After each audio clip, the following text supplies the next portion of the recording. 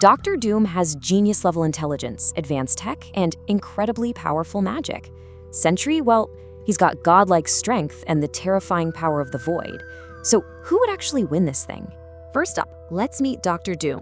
Victor Von Doom isn't just a villain in a metal suit. He is an absolute titan of the Marvel Universe. And his supreme weapon isn't a blaster or some dark spell, it's his mind. He seamlessly blends science and sorcery. His armor is packed with force fields that can shrug off blows from cosmic entities and energy weapons that can level cities. But what makes him truly terrifying is that supreme strategic thinking. He's a master of both tech and mystical abilities, constantly using one to cover the weaknesses of the other. Preparation time makes Doom extremely dangerous. If you give Victor Von Doom even a little time to study you, to analyze your energy fluctuations, or to prepare the battlefield, he relies on absolute control to outsmart you.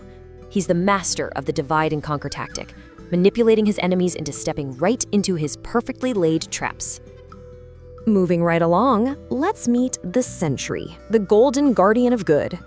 So if Doom is the pinnacle of calculated prep, Bob Reynolds, the Sentry, is just a raw, godlike force of nature. He's famously described as having the power of 1,000,000 exploding suns.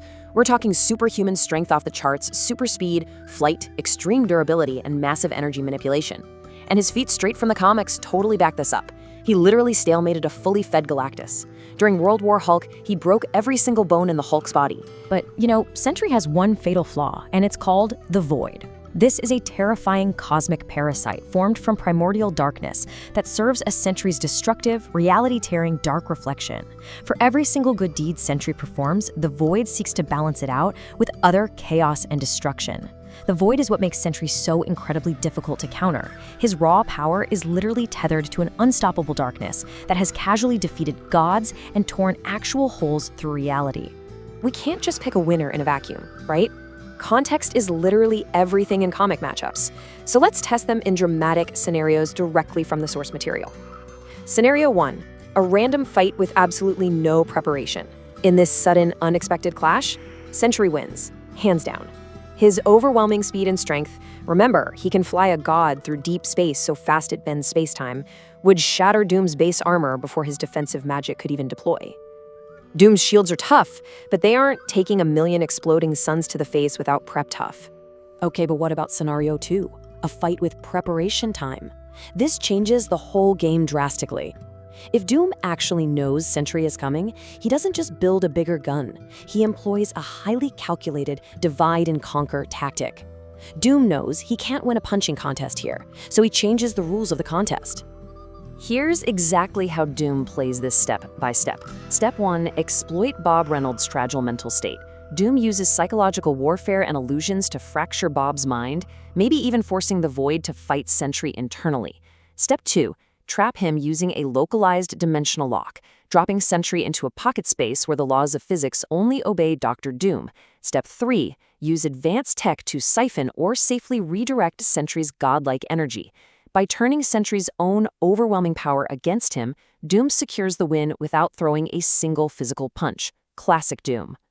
Let's step it up to scenario 3 and see what happens if we take the absolute most powerful version of Victor. We have to talk about the extreme scenario where Doom accesses multiversal power, specifically his God Emperor form from the Secret Wars event. In this state, Doom merges magic and tech perfectly, possessing the power of the Beyonders, an omnipotent race of cosmic beings. God Emperor Doom effortlessly defeated a wielder of the Infinity Gauntlet and literally turned Thanos to dust.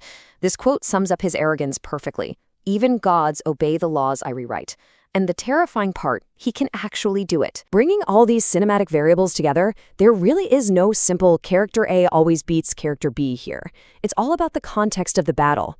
In a raw physical brawl, a random encounter where they just cross paths, Sentry dominates effortlessly. His speed and reality-altering strength are just way too much, way too fast. But if you give Victor Von Doom even a fraction of time to calculate, to study the energy fluctuations, and to set his magical and technological traps, his supreme intellect outsmarts and completely contains Sentry.